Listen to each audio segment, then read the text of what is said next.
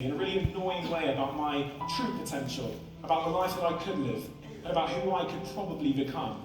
And when I tried to ignore that voice and suppress it and resist it, it only seemed to get louder, more persistent, and more certain with me.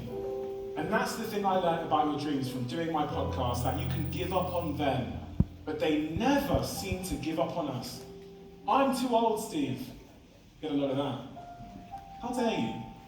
How dare you disrespect yourself in such a way? How dare you believe that social, baseless assumption that with age comes this decline in human potential? With age, as the older members of my podcast guests have taught me, comes tremendous wisdom. And wisdom ends up being our net worth, so you've got to spend it, right? You've got to spend it. And it's funny because, I told myself I was too young when I was 20 years old. I started to think, I'm too young, I'm too inexperienced to start a business.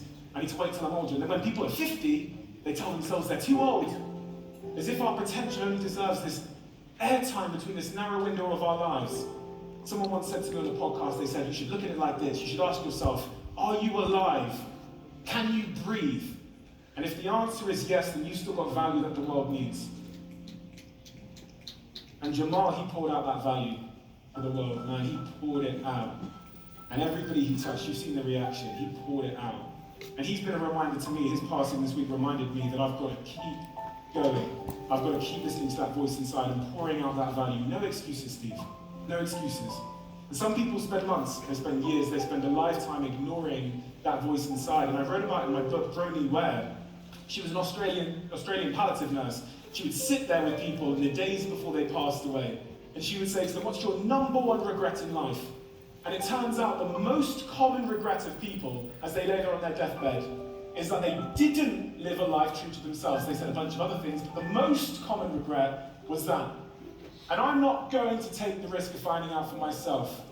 They have a retrospective clarity that I haven't learned yet, so I'm going to believe them. And as I sat there some 10 years ago in Manchester, Metropolitan University, in my student dorm room, contemplating that voice inside, the one that told me that I could do more, I could pursue myself, eventually that voice started to win. And I decided that my life was going to be my life. I was going to live it on my terms, chasing my dreams. Because at the end of the day, as those deathbed patients taught me, it's going to be my regret. So the last thing I want is to sit there regretting someone else's choice. That thing inside me was too strong. So I remember calling my mum on my little Nokia 33, whatever it was, brick phone, getting myself ready, because my mum, she's from Africa, so education, if you've got immigrant parents, is a very, very highly valued thing, understandably, because it's a more sort of scarce,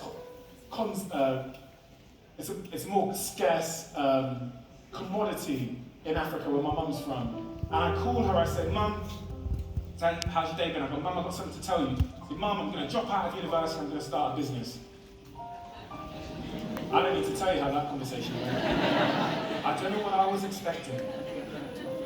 And my very unhappy mother told me in no uncertain terms that she'd never speak to me again if I did that. And not just that, but she was going to try and persuade the rest of my family to follow suit.